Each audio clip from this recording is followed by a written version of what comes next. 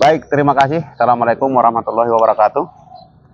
Hari ini kami baru selesai sidang, di mana anak ibu ini bersama dengan Yunus, bersama dengan Evander, dituduh melakukan pembunuhan yang terjadi pada tanggal 1 November 2022. Ditangkap pada tanggal 8 November 2022. Nah, untuk itu kami baru selesai sidang. Saya persilahkan dulu ibu ini untuk menceritakan apa sih yang terjadi kepada anak ibu pada tanggal 1 itu sampai dia ditangkap itu. Coba ibu ceritakan. Tanggal 26 dia habis tabrakan, Pak. Sampai dia mau ditangkap, tidak pernah dia keluar rumah, Pak. Dia tetap di rumah karena sakitan, kerahangnya sakit, Pak. Gak pernah keluar rumah. Agak kuat suaranya. Nah, sampai tanggal 3 masih di rumah dia, Pak. Gak pernah kemana-mana. Itulah tanggal 4 tuh baru. Itu pun si paginya keluar dia, bawa kereta ke bengkel katanya, Pak. Malamnya itu dia pulang? Setelah itu dia pergi pun, Pak, dia pulang langsung, Pak. Gak ada bermalam dia, Pak. Ya, mana? Lalu ini kan ada pengakuan dari anak ibu. Bagaimana itu kok bisa ada pengakuan dari anak ibu itu? Karena dia masih ada rasa takut, diancam, disiksa lagi, Pak. Itu makanya dia nggak berani buka mulut. Itu makanya bilangnya dia masih, iya dia melakukannya. Coba ceritakan dulu malam penangkapan itu, apa yang terjadi sampai ibu dibawa ke Polres itu, sampai ibu pergi ke Polres. Pokoknya pas jam 3 kurang 10 subuh malam orang tuh datang ke rumah 4 orang.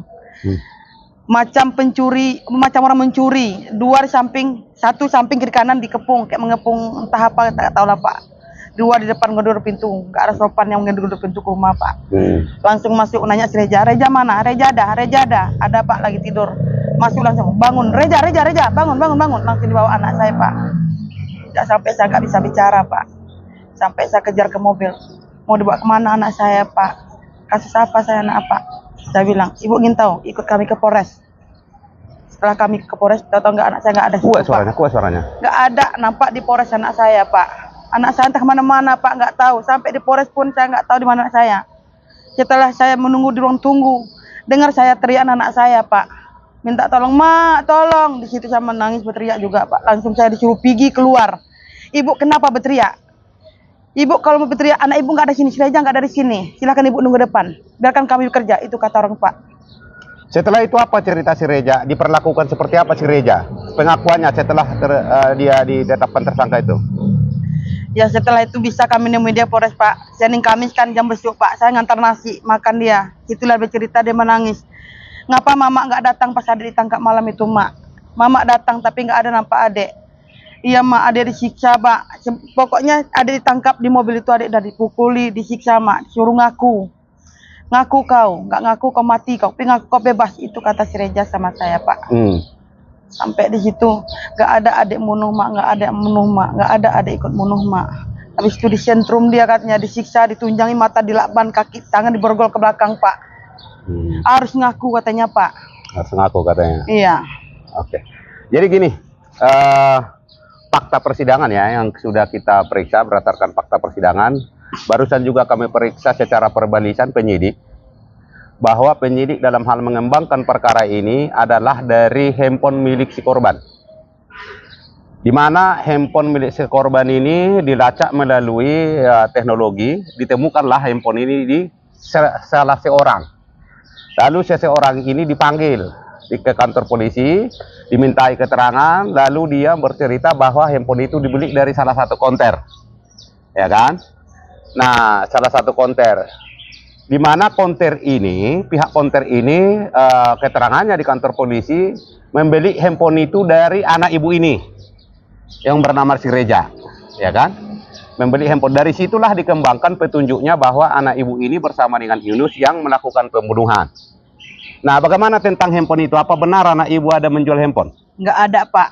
Dia nggak siapa pernah juga nanya, Pak. Masalah HP ada adik mencuri HP si Indra adik jual. Nggak ada, Pak. Nggak ada, Pak, dibilangnya nggak ada, Mak. Saya nggak ada, Mak. Adik nggak ada, Mak, jual HP. Oke. Nah, persidangan sebelumnya kita juga sudah memeriksa orang konter yang dihadirkan oleh jaksa penuntut umum. Pada waktu pihak konter itu kita minta keterangannya, kita perlihatkan di hadapan majelis 5 tersangka itu, apakah yang menjual handphone itu ada di antara 5 orang tersangka itu atau 5 orang yang diduga sebagai pelaku itu.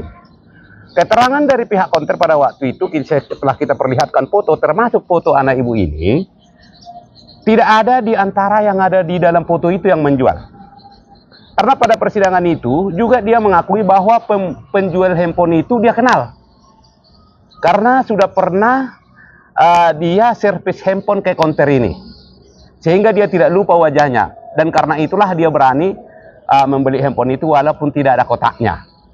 Artinya, ketika kita perlihatkan foto anak ibu ini, pengakuan dari pihak konter yang kita periksa sebagai saksi, bukan anak ibu ini yang menjual. Artinya ada orang lain. Ada orang lain yang seharusnya diperiksa dan diminta keterangannya apa hubungannya dengan peristiwa pidana ini. Ya. Karena pengembangannya dari handphone tadi itu, dari handphonenya si Indra ini. Ya. Nah, di samping itu juga tempat kejadian perkara ya pada waktu itu dituduhkan di tempat ibu Lensa, kita sudah periksa di persidangan ini.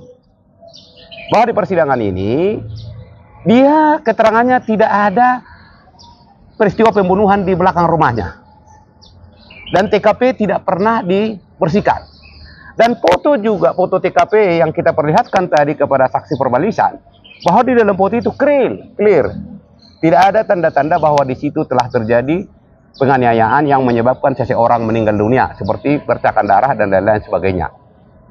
Ya, jadi semua pengakuan itu disandarkan kepada pengakuan palsu karena atas tekanan sebagaimana yang diterangkan oleh ibu ini. Ya, apa harapan ibu? Harapan saya, Pak, Kuat. harapan saya, Pak, semoga kasus ini terungkap pelaku aslinya, Pak. Saya kok dapat, Pak, tangkaplah pelaku aslinya. Jangan kanak-kanak naik mau ingin jabatan tinggi, anak orang jadi kambing hitam kan, Pak. Ya. Iya. Oke. Itu mungkin harapan dari ibu ini, harapan seorang ibu terhadap anaknya. Yang aneh lagi dari perkara ini, yang aneh, ada 2 orang lagi anak di bawah umur, ya, ada 2 lagi anak di bawah umur. Dia ditahan selama 3 bulan. Tapi pengakuan ibunya tadi waktu kita periksa di persidangan, dia tidak pernah diberikan surat perintah penangkapan, dia tidak pernah diberikan surat penahanan, dan dia tidak pernah diberikan surat-surat. Itu keterangan dan dalam fakta persidangan. Ya, siapa tadi nama ibu itu? Mala. Mala. Bu Mala. Bu Mala ya? Epita Mala. Epita Mala. Jadi Epita Mala ini salah satu ibu dari yang pernah ditangkap itu, namanya Puji. Dan dia ditahan, si Puji ini, anaknya ini ditahan selama 3 bulan, tapi tidak pernah diberikan surat penangkapan, tidak pernah diberikan surat penahanan. Nah, berdasarkan hukum acara pidana anak, penahanan terhadap anak di bawah umur, yang umurnya masih 13 tahun tadi disebutkan ya, 13 tahun, itu 7 hari dan perpanjangan 8 hari. Pertanyaannya, kenapa dia ditahan selama 3 bulan, tapi tidak ada surat perintah penahanan, tidak ada surat perintah penangkapan? Ya, untuk itu mohon kepada yang mulia Bapak Kapolri Listio Sigit Prabowo, Bapak Menko Polhukam Mahfud MD, supaya memberikan atensi terhadap perkara ini. Ya, supaya memberikan atensi kepada perkara ini. Yang ketiga, CCTV di mana tempat pembuangan mayat itu disita, tetapi itu tidak pernah dihadirkan, Iya, Pak, sebagai bukti di persidangan. Iya, memang iya, Pak. Ya, tidak pernah dibuat. Tes DNA atau silik jari di dalam mayat pun nggak ada juga. tidak pernah dilakukan oleh polisi. Iya, Pak. Jadi penetapan tersangka ini hanya disandarkan kepada pengakuan, di mana pengakuan itu diberikan di atas tekanan.